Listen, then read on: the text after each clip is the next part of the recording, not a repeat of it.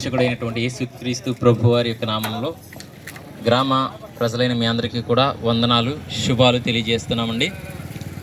దేవుని మాటలు ఎంతో చక్కని మాటలు, అంతేకాకుండా మాటల్లో ఎంతో మర్మం దాగి ఉంటుంది అనమాట అండి. ఏంటా నిగూఢమైనటువంటి సత్యం అంటే, దేవుని వాక్యంలో ఒక మాట, జీవమరణములు యెహోవా వశము అని వ్రాయబడి ఉందన్నమాట అండి. ఆయన వశములో ఉన్నటువంటి ప్రతీదీ కూడా చాలా మానవుని యొక్క చేతిలో లేనిదై ఉందన్నమాట అండి. అలాగే మీ యొక్క నాకు ఎదురుగా జరిగేటువంటి ఒక సంఘటన మీకు నేను తెలియజేస్తాను. నేను ఒక ప్రాంతంలో డ్రైవర్గా పనిచేస్తున్నప్పుడు నా చుట్టూ డ్రైవర్స్ ఉన్నారు. దాంట్లో ఒక పెద్ద ఆయన 65 సంవత్సరాల నుంచి 70 సంవత్సరాల ఆయన, కొంచెం కురసగా ఉంటాడు కానీ బలంగా ఉంటాడు ఆయన. అయితే మరొక సహోదరుడు ఒక 35 నుంచి 40 మధ్యన వయసుకి వెళ్ళిన వాడు. అయితే ఆ యొక్క ముసలివానితో కొద్దిగా అపహాస్యంగా మాట్లాడుతున్నాడు. చూడరా, నువ్వు చనిపోతే కనుక ఆ తుది దినంలో జరిగే ఫంక్షన్ ఉంటుంది కదండి, ఆ కార్యక్రమంలో పెట్టే భోజనం నేను తింటాను నీది అన్నాడు అనమాట అండి. అయితే కొద్ది దినాలు గడిచిపోయింది, ఎంతో కాలం అవలా. అయితే ఈ యొక్క యవ్వనస్తుగా ఉన్నటువంటి వ్యక్తి 35 నుంచి 40 సంవత్సరాల మధ్య ఉన్నటువంటి వ్యక్తికి ఒక 2 విరేచనాలోని 2 వాంతులు అయినాయి అంటండి. ఏమైందో తెలియదు, మరుక్షణమే అతను చనిపోయాడు. అదనమాట అండి. ఎందుకంటే మానవుడి యొక్క ప్రవర్తన ఎలా ఉంటుందంటే, మనలో ఉన్నటువంటి జీవం ఉన్నంతకాలం కూడా మానవుడు ఒకటి గర్వంగాను, రెండవది అతిశయంగాను ఎక్కువ ప్రవర్తించడం అనేది మనం చాలా దృశ్యాలు చూస్తాం. నేను చెప్పిన ఈ సంఘటన మా మధ్య జరిగింది, లైవ్లో జరిగిన విషయం అనమాట అండి, యథార్థంగా జరిగినటువంటి విషయం. అయితే నేటికి కూడా ఆ వృద్ధాప్యం వ్యక్తి బ్రతికే ఉన్నాడు అనమాట అండి. కాబట్టి ఈ జీవ మరణాలు అనేవి దేవుని విషయంలో ఉన్నాయి. అయితే జీవమునకు మరణముకు మధ్య ఉన్నటువంటి జీవితమే దేవునితో మనం సరిచేసుకోవాల్సినటువంటి మన జీవితాన్ని దేవుని దగ్గర పెట్టుకోవాల్సినటువంటి సమయం అన్నమాట అండి.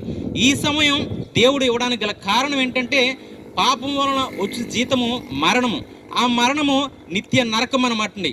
అయితే ఆ నిత్య నరకంలోకి వెళ్ళిపోవలసినటువంటి ఈ మానవుణ్ణి నిత్య సంతోషకరమైనటువంటి లోకమైనటువంటి ఒకటి పుణ్యలోకంగా పిలువబడుతుంది, రెండవదిగా పరలోకంగా పిలువబడుతుంది, మూడవదిగా దేవుని సాన్నిధ్యమని అది పిలువబడుతుంది అనమాట. దాన్నే పెద్దలు మన భాషలో ఏమంటారంటే మోక్షం అంటారన్నమాట. అయితే ఈ మోక్షం కలగాలంటే అనేకులు మనకు సహాయపడడం వల్ల, మనం అనేకులకు సహాయపడడం వల్ల మనకు మోక్షం రాదు. కానీ ఏ మానవుడైతే దేవుడిచ్చినటువంటి ఆజ్ఞను అతిక్రమించి ఈ లోకంలోనికి పాపమును మరణమును తీసుకుని వచ్చాడో, అదేవిధంగా ఈ జీవము మరణము మధ్య ఉన్నటువంటి జీవితంలో ఆ దేవుడు ఇచ్చినటువంటి నిబంధనలను ఆజ్ఞలను నెరవేర్చి ఆయన చెప్పినది చేసి ఎవరైతే ఈ విషయాన్ని తెలియజేశారో ఆయనని మన దేవునిగా, మనం సృష్టించినటువంటి సృష్టికర్తగా మనం అంగీకరించి, ఇదిగో భూ దిగంతపు నివాసులారా నా వైపు చూసి రక్షణ పొందని అని సెలవిచ్చినటువంటి ఆ దేవుని వైపు, ఆ దేవుని ఆజ్ఞల వైపు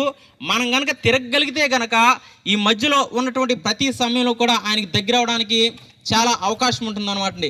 కాబట్టి ప్రతి ఒక్కరు కూడా ఈ సువార్త అనేది ప్రకటించబడేటప్పటికీ ప్రతి ఒక్క మానవులు వచ్చేటువంటి ఒకే ఒక్క తలంపు ఏంటంటే, దేవునికి వేరొక మతస్థుడు అని. ఎందుకంటే ఈ లోకంలో సర్వ సృష్టికర్తకి ఏ మతము లేదనమాట అండి. ఎందుకంటే మొట్టమొదటిగా దేవుడు మానవుని చేసినప్పుడు ఆ మొట్టమొదటి మానవునికి ఎటువంటి మతం కానీ కులం కానీ ఏమీ లేదు. కానీ అతన్ని దేవునికి కొద్దిగా తక్కువగానిగా చేశాడు, కానీ అతని నీతిమంతుడుగాను యథార్థవంతుడుగాను చేశాడు. అయితే మానవుడు చేసుకుంటున్నటువంటి తన యొక్క తంత్రాలను బట్టి మానవుడు దేవునికి దూరం అయిపోతున్నాడు అనమాట అండి.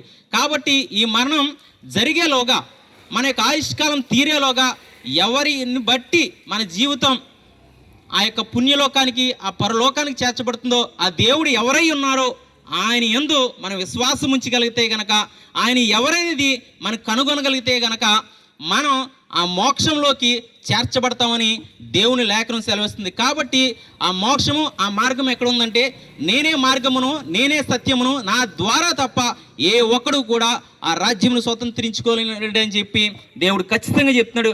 అటువంటి ఈ దేవుని వైపు మీరు తిరగలిగితే కనుక ఆ మోక్షానికి చేరగలుగుతారు. అట్టి కృప దేవుడు మనందరికీ దయచేయను గాక. పరిశుద్ధుడు అయిన దేవా నీకు వందనాలు, మహోన్నతుడా నీకు వందనాలు ప్రభువా.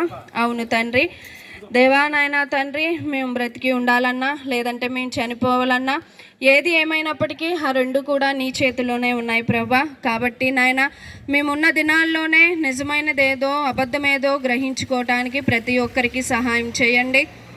నీ మాటలు విన్నవారు ప్రభా నాయన తండ్రి ఒకసారి ఆలోచన చేయటానికి నీ కృపను దయచేయండి. ఎందుకంటే కొద్ది కాలంలోనే ప్రభా నాయన ఎవరు ఎలా చనిపోతారో ఎవరికి తెలియదు. కాబట్టి నాయన ఉన్న సమయంలోనే ప్రతి ఒక్కరూ ప్రభా నిజమైన దేవుడివి నీవని, దేవానాయన నిత్య జీవానికి మార్గము నీవే అని ప్రభా ప్రతి ఒక్కరూ తెలుసుకొని దేవానాయన నీ వైపు ఆకర్షింపబడటానికి, నీ గొప్ప రక్షణ పొందుకోవటానికి ఈ గ్రామానికి ప్రభా నాయన ఈ మాటలు విన్నవారికి నాయన తండ్రి నీ కృపను దయచేసి నీవే ఆకర్షించుకొని నీ గొప్ప కార్యమును జరిగించమని యేసు నామములో ప్రార్థిస్తున్నాను తండ్రి.